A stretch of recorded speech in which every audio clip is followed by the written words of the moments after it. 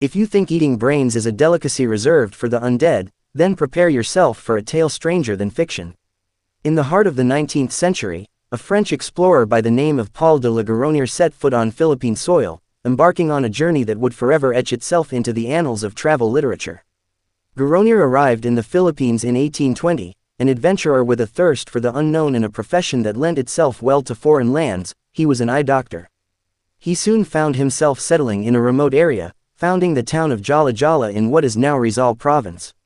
For nearly 2 decades, he managed the town, carving a life out of the wild, until fate dealt him a cruel hand, the loss of his beloved wife and son. With his heart heavy but his spirit unbroken, Gueronnière sought solace in adventure. One day, alongside his loyal assistant, Alila, he ventured into the mountainous provinces of the north, drawn by tales of fierce headhunters. The duo sought to witness firsthand the customs of these so-called savages, to understand how they lived, how they fought, and, most curiously, how they feasted. Their first encounter was with the Tinguians of Abra.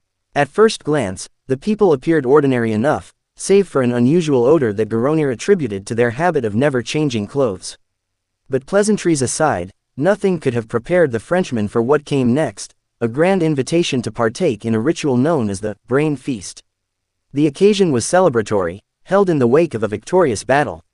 The warriors, adorned in their battle-worn garments, gathered in a sacred space where a large vessel of basi, fermented sugarcane wine, stood at the center.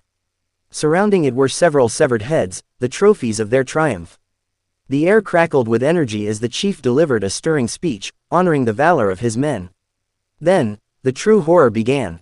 Each warrior claimed a head, raising their hatchets high before bringing them down with precision, cracking open skulls to reveal the soft, gray matter within.